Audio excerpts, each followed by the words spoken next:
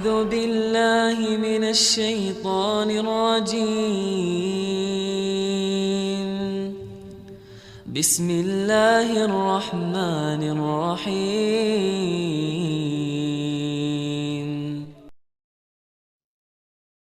Assalamualaikum warahmatullahi wabarakatuh. Secara umum, Islam menyatakan seluruh kaum muslimin adalah bersaudara, sebagaimana disebutkan dalam firman Allah Ta'ala surat Al-Hujurat ayat 10, yang artinya, sesungguhnya orang-orang mukmin adalah bersaudara. Konsekuensi dari persaudaraan itu, maka Islam mewajibkan kepada umatnya untuk saling tolong-menolong dalam al-haq. Namun, yang menjadi fokus pembicaraan kita kali ini bukan persaudaraan yang bersifat umum ini, tetapi persaudaraan yang bersifat khusus antara kaum muhajirin dengan kaum ansor. Persaudaraan antara kaum muhajirin dan kaum ansor yang dideklarasikan Rasulullah Shallallahu Alaihi Wasallam memiliki konsekuensi lebih khusus bila dibandingkan dengan persaudaraan yang bersifat umum. Sebagaimana diketahui, saat kaum muhajirin berhijrah ke Madinah tidak membawa seluruh harta. Sebagian besar harta mereka ditinggal di Makkah, padahal mereka akan menetap di Madinah. Ini jelas menjadi problem bagi mereka di tempat yang baru. Terlebih lagi, kondisi Madinah yang subur sangat berbeda dengan kondisi Makkah yang gersang. Keahlian mereka berdagang di Makkah berbeda dengan mayoritas penduduk Madinah yang bertani. Tak pelak, perbedaan kebiasaan ini menimbulkan permasalahan baru bagi kaum muhajirin, baik menyangkut ekonomi, sosial, kemasyarakatan, dan juga kesehatan. Mereka harus beradaptasi dengan lingkungan baru. Sementara itu, pada saat yang sama harus mencari penghidupan, padahal kaum muhajirin tidak memiliki modal. Demikian problem yang dihadapi kaum muhajirin di daerah baru. Melihat kondisi kaum muhajirin dengan landasan kekuatan persaudaraan, maka kaum ansor tak membiarkan saudaranya dalam kesusahan. Kaum ansor dengan pengorbanannya secara total dan sepenuh hati membantu mengentaskan kesusahan yang dihadapi kaum muhajirin. Pengorbanan kaum ansor yang mengagumkan ini diabadikan di dalam Al-Quran surat Al-Hasri ayat 9, yang artinya, dan orang-orang yang telah menempati kota Madinah dan telah beriman, ansor, sebelum kedatangan mereka, muhajirin, mereka mencintai orang-orang yang berhijrah kepada mereka, dan mereka tiada menaruh keinginan dalam hati mereka terhadap apa-apa yang diberikan kepada mereka, orang-orang muhajirin, dan mereka mengutamakan orang-orang muhajirin atas diri mereka sendiri, sekalipun mereka memerlukan apa yang mereka berikan itu. Berkaitan dengan ayat di atas, terdapat sebuah kisah sangat masyhur yang melatar belakangi turunnya ayat 9 surat Al-Hasri. Abu Hurairah radhiyallahu anhu menceritakan, ada seseorang yang mendatangi Rasulullah Shallallahu Alaihi Wasallam dalam keadaan lapar. Lalu beliau Shallallahu Alaihi Wasallam mengirim utusan ke para istri beliau. Para istri Rasulullah Shallallahu Alaihi Wasallam menjawab, kami tidak memiliki apapun kecuali air. Rasulullah Shallallahu Alaihi Wasallam bersabda, siapakah di antara kalian yang ingin menjamu orang ini? Salah seorang kaum ansor berseru, saya. Lalu orang ansor ini membawa lelaki tadi ke rumah istrinya, dan ia berkata, muliakanlah tamu Rasulullah Shallallahu Alaihi Wasallam. Istrinya menjawab, kami tidak memiliki apapun kecuali jatah makanan untuk anak-anak. Orang ansor itu berkata, siapkanlah makananmu itu, nyalakanlah lampu, dan tidurkanlah anak-anak kalau mereka minta makan malam. Kemudian wanita itu pun menyiapkan makanan, menyalakan lampu, dan menidurkan anak-anaknya. Dia lalu bangkit, seakan hendak memperbaiki lampu dan memadamkannya. Kedua suami istri ini memperlihatkan seakan mereka sedang makan. Setelah itu, mereka tidur dalam keadaan lapar.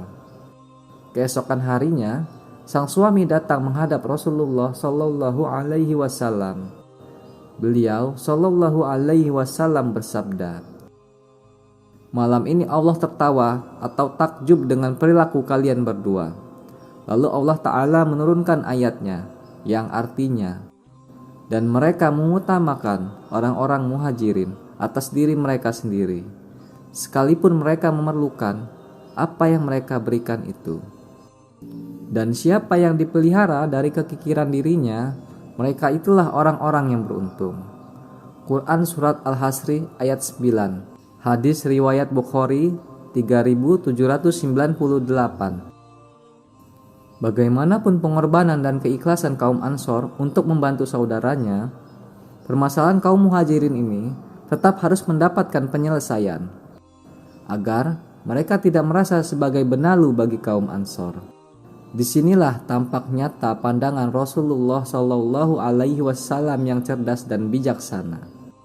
Beliau Shallallahu Alaihi Wasallam kemudian mempersaudarakan antara kaum Muhajirin dengan kaum Ansor. Peristiwa ini, sebagaimana disebutkan dalam banyak riwayat, terjadi pada tahun pertama Hijriyah.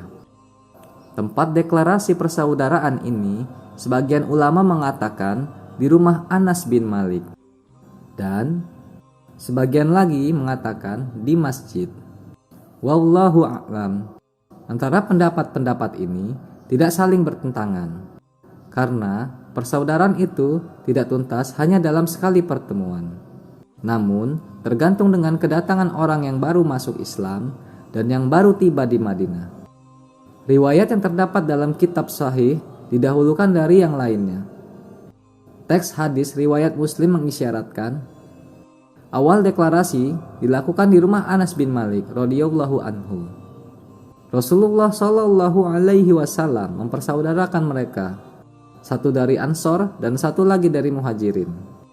Ibnu Sa'ad dengan sanad dari syekhnya Al-Waqidi menyebutkan, ketika Rasulullah Shallallahu Alaihi Wasallam tiba di Madinah, beliau Shallallahu Alaihi Wasallam mempersaudarakan antara sebagian kaum Muhajirin dengan lainnya, dan mempersaudarakan antara kaum Ansor dengan kaum Muhajirin.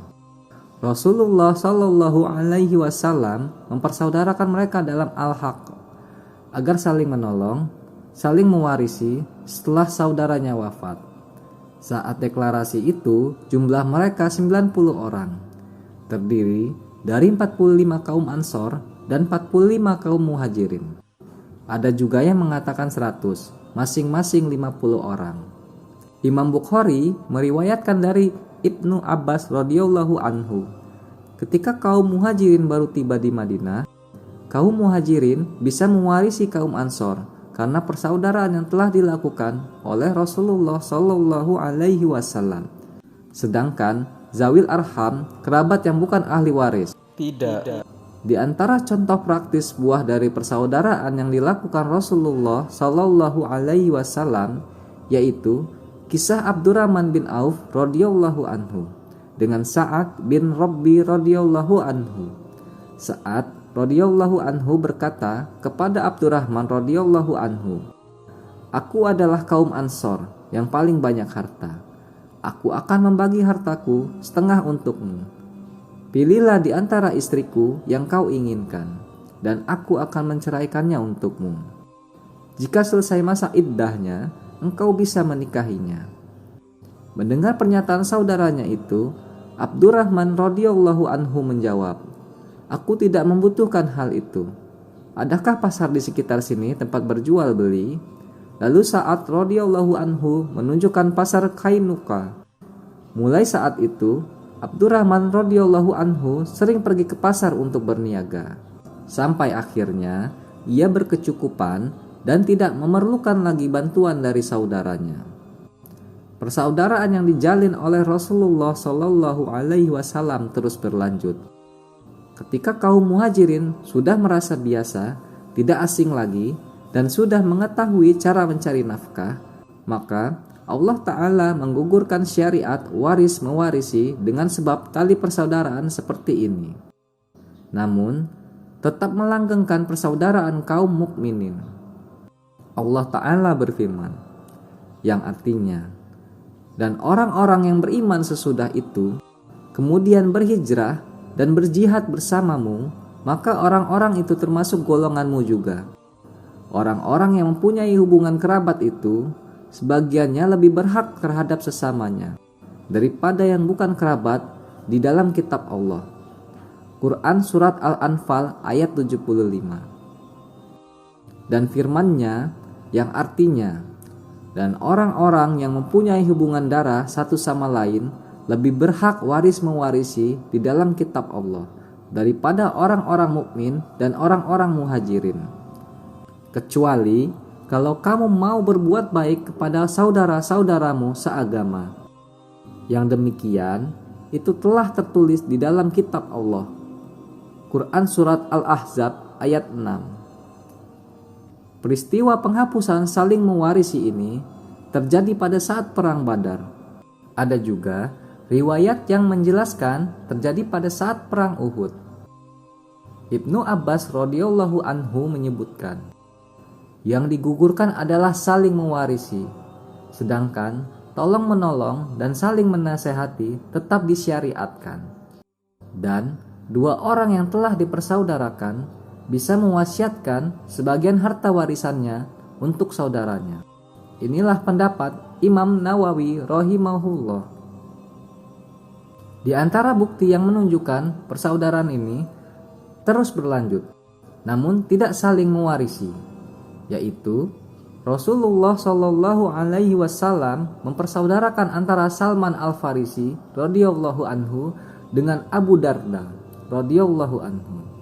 Padahal Salman radhiyallahu anhu masuk Islam pada masa antara perang Uhud dan perang Khandaq. Rasulullah Shallallahu Alaihi Wasallam juga mempersaudarakan antara Muawiyah bin Abi Sufyan radhiyallahu anhu dengan Al-Hattat At-Tamimi radhiyallahu anhu. Juga antara Ja'far bin Abi Thalib radhiyallahu anhu dengan Mu'adz bin Jabal radhiyallahu anhu. Semua peristiwa ini terjadi setelah perang Uhud. Ini menunjukkan persaudaraan itu masih disyariatkan namun tidak saling mewarisi. Pelajaran dan hikmah yang bisa kita ambil dari kisah ini adalah sikap Abdurrahman bin Auf radhiyallahu anhu terhadap tawaran saudaranya, yaitu Sa'ad bin Rabi radhiyallahu anhu, merupakan iffah atau menjaga harga diri dengan tidak meminta-minta. Tampak kesiapan mental kaum muhajirin untuk melakukan pekerjaan yang sanggup mereka lakukan. Assalamualaikum warahmatullahi wabarakatuh.